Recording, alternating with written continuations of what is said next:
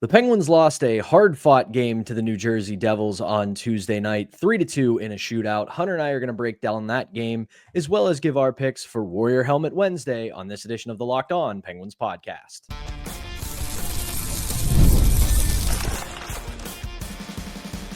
You're Locked On Penguins, your daily podcast on the Pittsburgh Penguins, part of the Locked On Podcast Network, your team every day. Welcome back to another edition of the Locked On Penguins podcast. I'm one of your hosts, Patrick Damp. You can follow me across all social media platforms at synonym for wet. Joined as always by my partner in crime, the one and only Hunter Hodes. You can follow him on Twitter at Hunter Hodes. You can give our show's Twitter account a follow at LO_Penguins. And of course, we appreciate you making us part of your daily routine. Don't forget that we are free and available wherever you get your podcasts, as well as YouTube. Plus, if you follow us on YouTube, don't forget to hit the notification button. That way you'll be among the first to know when we drop our daily Monday through Friday episodes. Before we get going today, today's episode is brought to you by Gametime. Download the Gametime app, create an account, and use code LOCKEDONNHL to get $20 off of your first purchase. Hunter, lot to like about last night's game, except for the result. The Penguins fall 3-2 to the New Jersey Devils in a shootout. So for all intents and purposes, we're going to say they tied the New Jersey Devils 2-2 after what was a very hard-fought game by the Penguins. Main thing I want to focus on first is the heart that this team showed. We can talk about the X's and O's. We can talk about the statistics. We can talk about everything else surrounding this game. But the most encouraging thing to me from last night was the fact that they go down 2-0 to a team that has just had their number for the last few years, and to the point where we talked about it yesterday. The Devils have had the Penguins number for the last few years, to the point where these games barely even look competitive. The Devils pretty much just come out, skate circles around the Penguins, collect their 2 points, and go on their merry way. Last night did not look like that whatsoever. The Penguins played a very responsible, very competitive game. And despite all of that, they went down 2-0 to the Devils off of a defensive miscue near the end of the first period, and then just an incredible shot from Jack Hughes in the second period. But to the Penguins' credit, they kept battling. They kept playing extremely well, because despite the Devils getting 2 goals, in no world were the Devils dominating this game. The Devils were opportunistic with the chances that they got, and the Penguins just continued to battle. They get a great wraparound goal from Rickard Rakell after he has a goal disallowed earlier in the game, which hilarious that they even reviewed it, because he went full Pele on that thing and just booted it into the net to the point where he knew that that was not going to count. Stunned they reviewed it, but he scores on a great wraparound goal to pull the Penguins within 1. And then it looked like the Penguins were going to be without the services of captain Sidney Crosby after a very weird looking hit. He leaves the ice, goes to the locker room. He's gone for quite a few minutes. And in his absence, P.O. Joseph and Kevin Hayes team up for a tremendous 4-on-4 goal to tie the game at 2. And the Penguins overall, Hunter, I loved their resolve in this game. I loved how hard they worked. They did all the things that you need to do to get a win against the New Jersey Devils. And unfortunately, you go to the coin flip that is the shootout. They're unable to get the extra goal or the extra save after a 7-round shootout. But let's just start there. I thought they played extremely well last night. They just could not find that extra goal.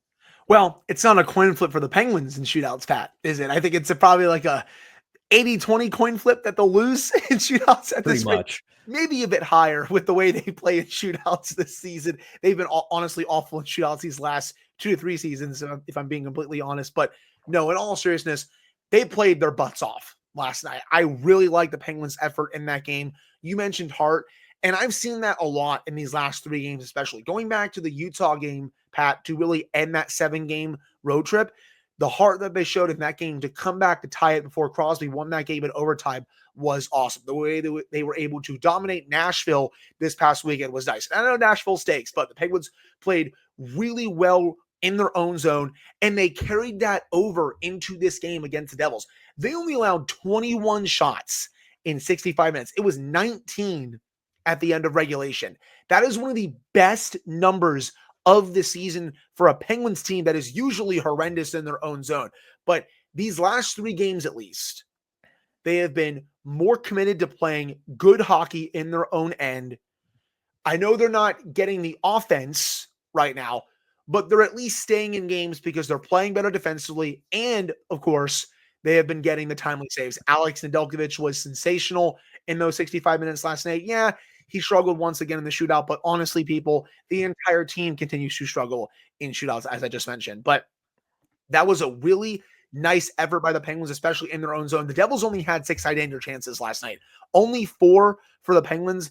It was a pretty low-event game, I felt like, for a lot of this one. Kind of was a throwback, Pat, to the late 2000s, if I'm being honest with how this game was being played. It wasn't, the high-scoring games that you see quite a bit now in today's NHL, but it was still a fun game to watch, at least after the first period. But I like how the Penguins have played these last 3 games. They're 2-0-1. Yeah, we know they're not going to make the playoffs this year, but I will at least take games like this where they're more than watchable over the slop from earlier this season where they were just getting blown out on a nightly basis and they just weren't fun to watch. They've at least cleaned up some of their issues in their own zone for these 3 games. Again, very small sample size, and I don't expect it to continue, but it's at least nice seeing them be able to play like this defensively. Like, they have it in them, Pat. They're just not able to do it on a consistent basis. But really nice job to battle back from 2-0 down. Rickard Rakell gets his little puck don't lie moment. And then you have Kevin Hayes. What a celebration, by the way. And also, what a pass by P.O. Joseph for that goal. Really nice performance, I thought, last night from P.O. Joseph, by the way. And then they get the glorious chances in overtime. Sidney Crosby, my man, I'm glad that you were thankfully able to come back. But please be selfish in overtime there and shoot the puck. You do not need to pass it there. You have such an underrated shot. Use it. That was a 3-on-1. Just fire that puck into the net, man. You don't need to go for the pass there. I wanted him to rip that puck. And then in shootouts, look, I wish I could get so angry about shootouts. I kind of just laugh about it now, but it is funny seeing how poorly they struggle in shootouts, Pat. Like, their record in shootouts, like especially these last few seasons, has been dreadful. According to Penguins' amazing historian Bob Grove, Pat, since the start of the 21-22 season, the Penguins are 7-16 in shootouts. Really bad. That's not good. It looked like last night, Anthony Beauvillier, he gets the potential shootout winner. Oh my God, they might win a shootout. You just need one save from Ned. Nope, his 5-hole is so open that you could dig a hole to China under there, honestly. So it's everyone in shootouts. And also some weird decisions. I would have gone to Philip Tomasino maybe a little bit sooner. I would have gone to Erik Karlsson over Chris Letang because we know Chris Letang really only has one move in the shootout, but I digress. It's whatever. I'm not mad about it. Just some curious decisions, in that shootout. For sure. And like you said, I can't bring myself to really get all that upset at a shootout loss, especially because at this point, I maintain my opinion of, I think at this point, and it's not just the Penguins, I think it's the entire National Hockey League. The players are just over them. They don't want to be a part of them anymore. They just want to get it done and go home and just finish the game. So overall, can't get too upset about that. But back to the overtime thing. I mean, everybody on earth knew that Sidney Crosby was going to pass that puck. It was a moment where I think the big surprise would have been if he fired it on net. And chances are, if you go back and look at some of the film, like I did this morning, while Nico Dawes wasn't exactly off his angle, he was certainly preparing for a pass, and so was the defenseman. So if he shoots that, he's got a pretty good shot of putting that in the net and ending the game. But you just knew that he was looking for the dish, and that's exactly what ended up happening. And the thing that I really was impressed by with their overtime effort last night was they did all the things you need to do against a team like the Devils. And they had one hiccup near the end. Ned was able to come up with a huge save, but they were able to possess the puck. They were able to work on finding 2-on-1 mismatches.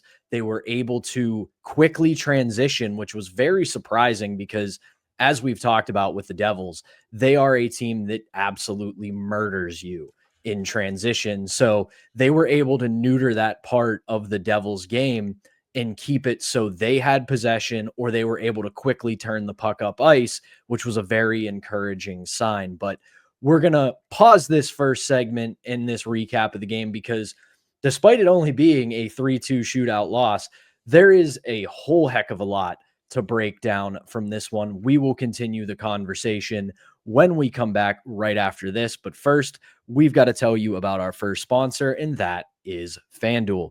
Super Bowl 59 is here. One game, two teams, and endless possibilities. There's no better way to make every play more exciting than with FanDuel Sportsbook. Whether it's predicting the first touchdown, calling the MVP, or even betting on the coin toss, FanDuel makes it easy to get in on the action. With live betting all game long, you can adjust your bets as the game unfolds between the Birds and the Chiefs and feel the thrill from the kickoff until the final whistle.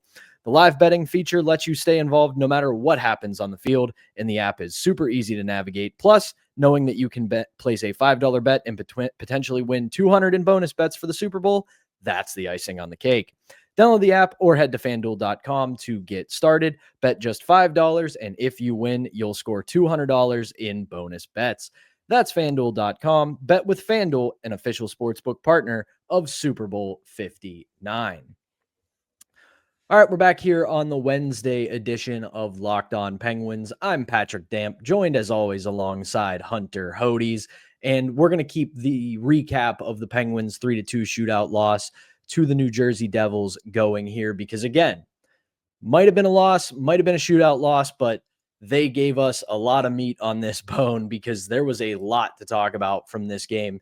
One thing I want to discuss a little bit, I don't so much consider it a negative as in a critique for an individual player that I would like to see should he remain a Penguin into the future, and that's P.O. Joseph. If there's one thing about P.O. Joseph that I'm starting to get a little bit concerned about, if I'm Kyle Dubas, if I'm Mike Sullivan and the Penguins training staff, this summer I am sending him home with nothing but protein powder, red meat, and a workout plan because he shows flashes at times, and you saw it on the assist on Kevin Hayes' goal. He protected the puck really well. He used his body to shield the puck and make the pass, but all too frequently, I don't want to say that he's weak because that's certainly not the case, but you can definitely tell he needs to get stronger. He has to spend a lot of time in the weight room, start eating the protein pancakes, start having protein shakes, take a little bit of advice from Owen Pickering, start doing shots of olive oil because the talent and the vision is there, but he's just got to put on a little bit more muscle. Yeah, he's got to bulk up a little bit more just because when more physical players are around him, it feels like it's easier to get the puck off of his stick just because he's not as strong. Now, granted, he did have that really nice pass last night where there was a stronger player on him, but he was still able to get that pass to Kevin Hayes for the Penguins' first 4-on-4 goal in Czech's notes. 2 years. That's how long it had been, people, since the Penguins scored a 4-on-4 goal. It's crazy that it took that long, but again, you're right. You see the flashes there, especially with that type of play. Even though he's not the strongest player, he still is able to make a really nice play. Now, I want to see that more on a consistent basis, especially if he's able to bulk up. I felt like last night was one of his better performances since coming back from St. Louis. I just want to see it be a bit more consistent because right now he's getting the top minutes with Crystal Tang, which, again, not good in a perfect world, but look where the team is right now, people. They're not going to make the playoffs. You might as well just give him these minutes. Matt Grzelcyk is probably going to get dealt in the next 5 to 6 weeks anyway. So you might as well just keep giving him those minutes because this team is really not going anywhere this year. There'll be other opportunities to make, I think, more upgrades during the offseason. And also keeping it with the defenseman, Pat, I thought Vinny Desharnais last night was fine. I think he's honestly been okay these first 2 games. He's not really doing anything to fully stand out, like, making this great offensive play with the puck on his stick or, making a big hit or anything, but he's he's there and he's not making any dumb plays with the puck, which is all I can ask for, because he had been bad in Vancouver before coming over to the Penguins in that big trade for Marcus Pettersson and Drew O'Connor. But so far, at least in just 2 games, I think he's been totally fine. He has, and it's very similar to what you said about him once he was acquired. He just has to play within himself and play in certain minutes where he's not up against the top talent. Yeah, if it happens every now and then in the course of a game, it's not going to kill you. But as long as he is playing a simple game, he's playing physical, he's clearing the front of the net and not making any glaring mistakes, he is a valuable bottom pairing defenseman. Is he making a little bit too much? Yeah, probably. But again, that is a Jim Rutherford and Patrick Allvin issue, not a Kyle Dubas issue. He did not sign him to that deal. Plus, with, like you said, where this team is, you're at this point getting warm bodies as you're trying to stack assets and draft picks. So overall, though, I agree. I thought he had a very fine game. I thought he actually did quite well physically. He was going up against a team that we have said a million times to this point loves to throw on the burners, and that should be a game where Desharnais is at a bit of a disadvantage, but he was able to keep guys in front of him. He was able to clear the front of the net, and he had a couple hits. So that's really all that you can ask from Vinny Desharnais with the role that he's going to be expected to play with the Penguins. Another thing from last night's game that I'm not going to say I was overly impressed by, but it was something that I took note of during the game. It was part of our preview, and that was the special teams battle. First and foremost, they're able to kill off a 4-minute double minor to P.O. Joseph. That was a massive kill, but I want to put the focus on the power play. They got 3 opportunities last night, and what did I say on the show yesterday? That the Devils basically run a power kill. They are very aggressive. They put a lot of pressure onto the points, and you have to move the puck quickly. Their first power play opportunity, the Penguins played right into their hands. They tried to work the puck up high. They tried to use their points, and the Devils did exactly what we expected them to do. But the next 2 opportunities, the Penguins made the adjustment.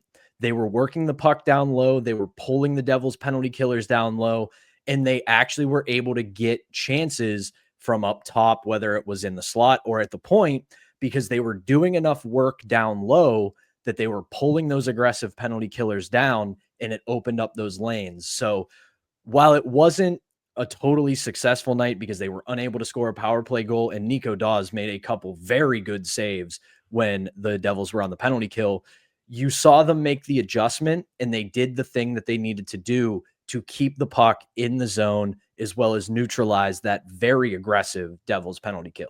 Yeah, man. I think another big thing for the power play this year for me has been the way that the players and the coaching staff has been able to adjust to what other penalty kills are doing. Say, for example, the Devils, they have one of the best penalty kills in the league. You said it, they run a power kill.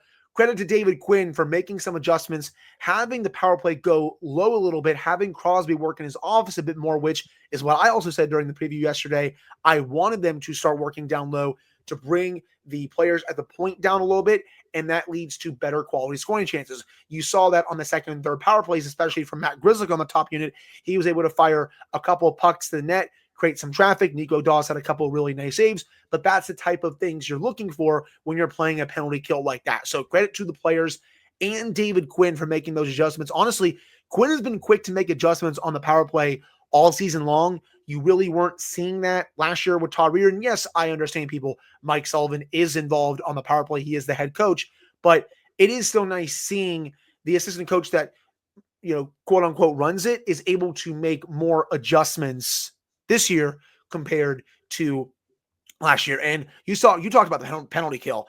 That 4-minute PK was the best I've seen the penalty kill play in a month. And I'm being serious when I say that, because this unit has really struggled as of late. They're not usually getting the clears. They're way too passive. On this penalty kill, they were aggressive. They were getting the clears. They were blocking shots. They were leaving the shooting lanes open so Ned could see the puck when it would come through. Really outstanding job by that unit on that PK. And again, shout out to Ned for another really good performance. Maybe a hint to who could be getting the Warrior helmet coming up in the final segment, but still, PK was great. And I did want to bring up a little bit of something from overtime you talked about in the previous segment, Pat. I loved at the end that the refs decided to put 2 seconds back on the clock for a meaningless face-off that you're not going to score in that situation.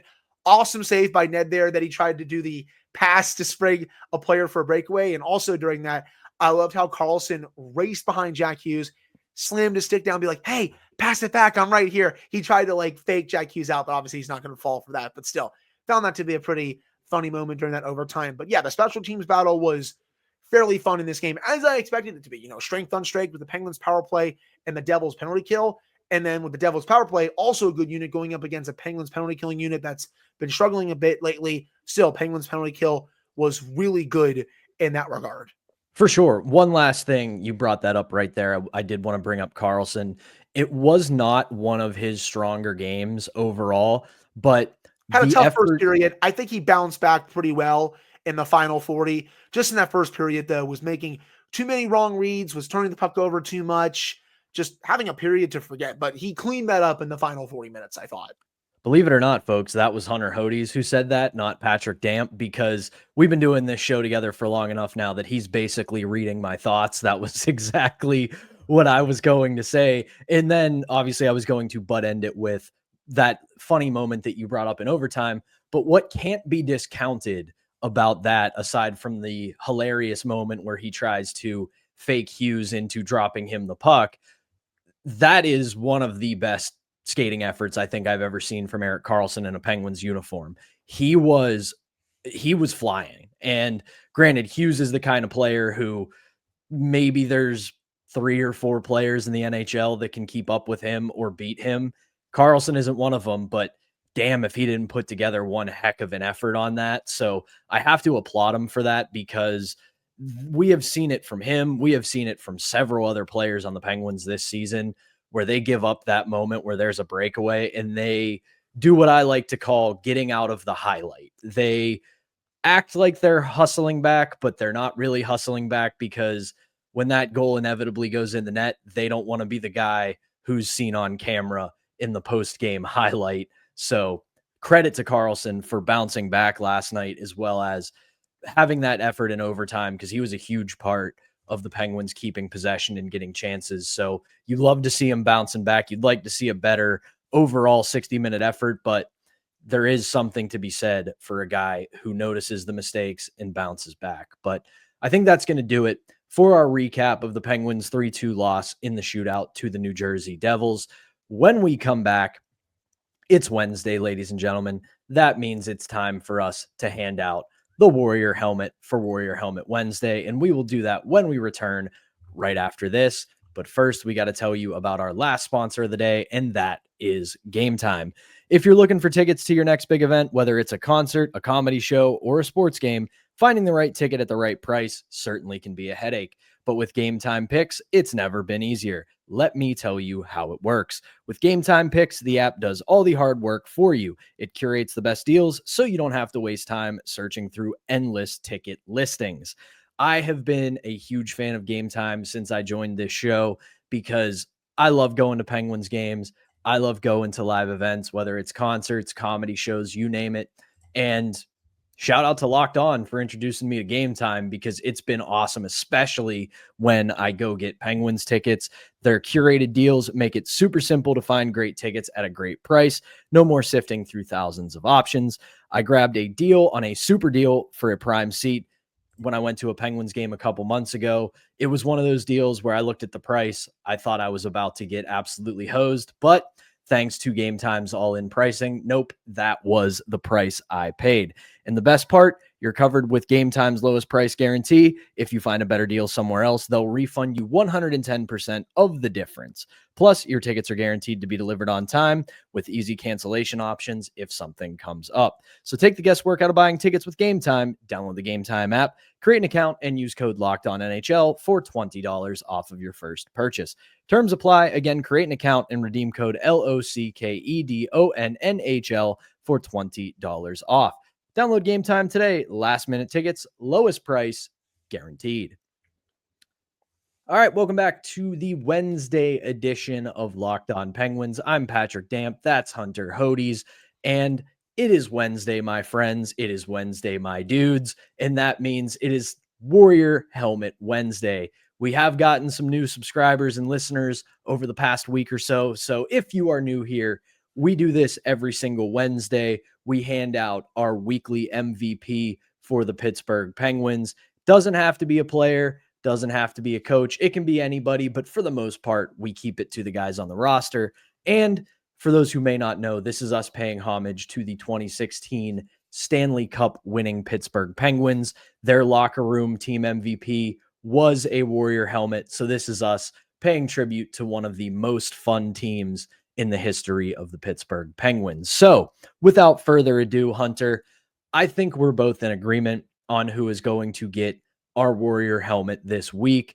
While it would have been very easy to once again select Captain Sidney Crosby, he had himself one heck of a week, had a four-game goal scoring streak, and continued to look every bit like Sidney Crosby. But there is one other player on the roster who I think is deserving of the MVP this week, and it's goaltender Alex Nedeljkovic. Over the last week, 3 games played, he has a shutout, and he has had save percentages of .931, 1,000, and .905. He has been everything the Penguins have needed from their goaltender as of late, and it's once again another late season surge for Alex Nedeljkovic. He's looked very good, made a bunch of timely saves, obviously got a shutout. He's been a rock back there.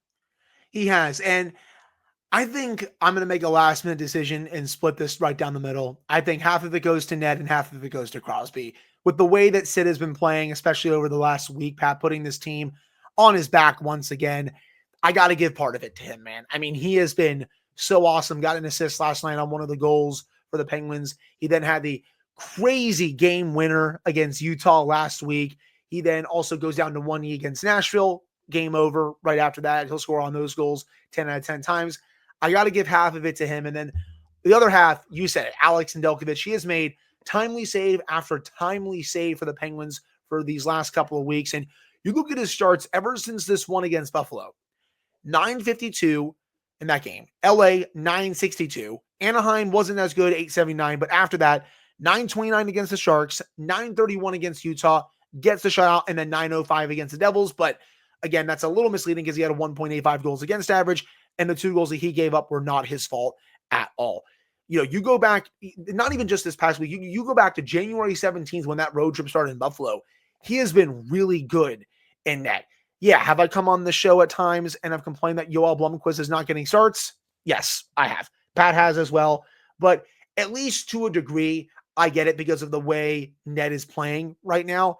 He is playing like a goalie that can give you really good saves. He's red hot right now. So I think they're trying to ride that for as long as they potentially can while not having him be gassed. Like Yoel Blomqvist is going to get a start this weekend. We all know that. It's a weekend back-to-back. You just have to determine, okay, which team do you play him against? The Rangers or do you play him against the Flyers? But as a whole, Ned has been fantastic this last week, but he's also been great going back to mid-January. And it's been really nice seeing that because of the way he started the season where he just really was not playing well at all. But at least for the last 3 weeks, he's been on a little bit of a heater, and that's good. But just to tie a bow on this, Penguins, these last 3 games, you know, they've played mostly fairly well, playing well in their own zone. They could probably use a little bit more offense. They're not generating enough, at least for me, in my opinion. But you have a chance to really end this week on a high note with 2 more division rivals coming up this weekend against the Rangers and the Flyers. You win those 2 games. It's also the dad's trip, by the way. But you win those 2 games. You're 4-0-1 in your last 5 games heading into the break. You're riding at least a little bit of momentum, a little bit of good vibes heading into that 2-week break. So these 2 games this weekend we'll preview pretty soon. Really important for this team as they try to end this week on a good note and also kind of screw over their division rivals if they can. Yeah, it's a huge week coming up for them. And I'll add this to close out the show for Nedeljkovic. I do think there's 2 things at play here. One, Mike Sullivan is absolutely riding the hot hand. He has been very good since the road trip began a couple weeks back in Buffalo. He's really stabilized and given them, at least in the short term, a reliable option in net. The other thing, and I've said it on the show before, is I do think there is a world where they're showcasing him to the rest of the league and seeing if they can inflate his value and maybe move him at the deadline or this summer. And if he has another strong end to the season with just 1 year left on his deal and a salary cap that's set to explode over the next few years, he very well could be an option for a team that needs a 1B or a backup goalie. So we'll see what happens with him. But overall, it has been a very good couple of weeks for Alex Nedeljkovic in net. But that is going to do it for this edition of the Locked On Penguins podcast. We appreciate you, as always,